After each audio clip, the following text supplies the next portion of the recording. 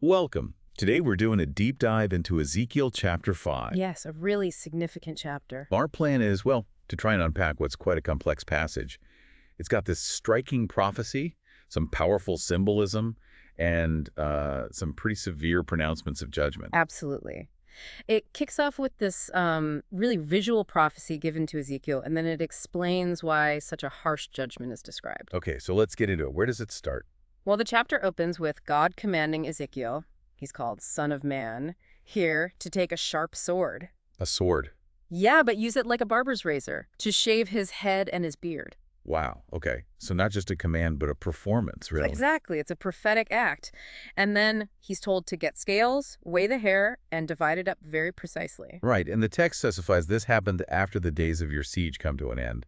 And the division is specific too, isn't it? Very. 1/3 burned inside the city, another third he has to strike with the sword around the city, and the last third scattered to the wind. With that line, "For I will pursue them with drawn sword."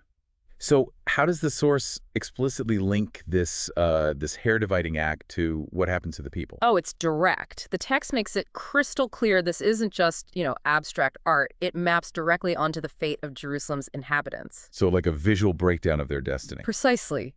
A third die by fire or plague inside the besieged city.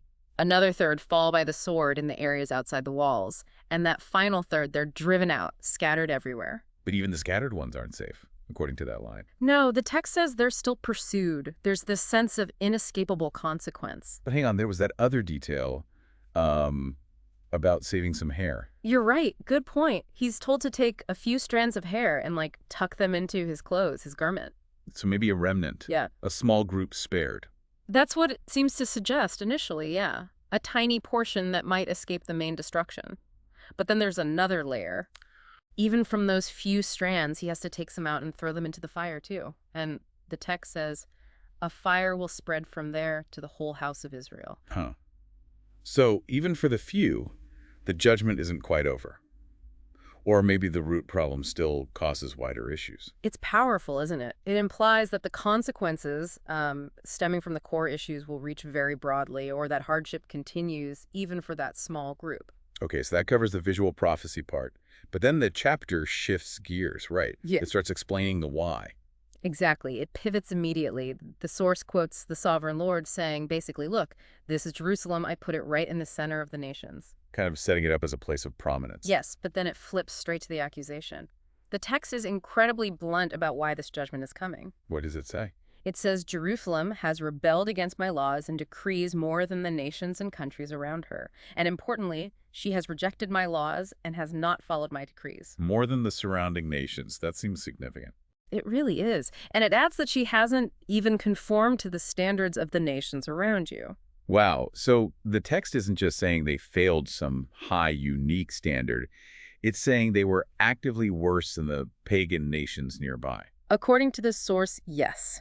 It's presented as a profound defiance, which makes the severity of the described punishment, well, seem like the consequence for that level of rebellion. So the justification given is pretty stark. Extremely. The source says, I myself am against you, Jerusalem, and I will inflict punishment on you in the sight of the nations. And the reason given is tied directly to their actions. That's word.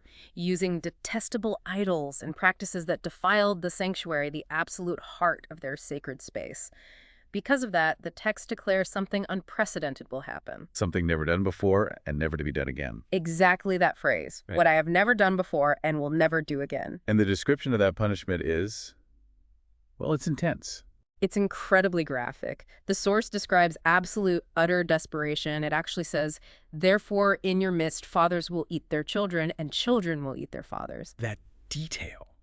It's meant to shock, surely.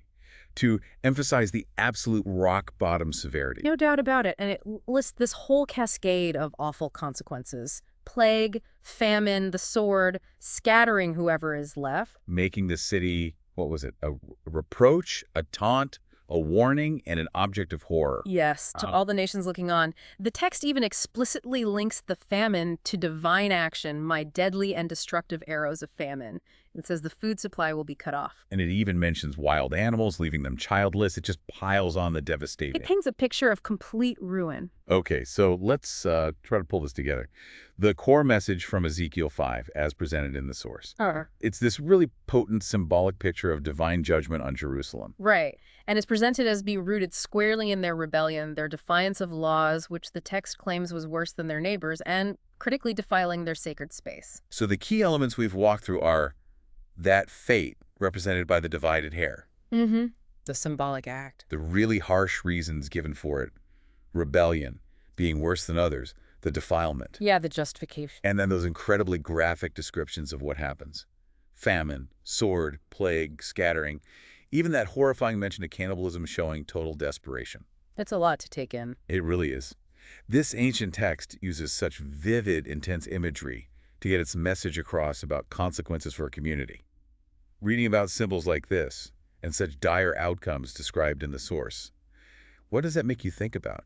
Maybe about how historical warnings were delivered, or the weight people gave to laws and behavior back then. Definitely something to reflect on after this deep dive.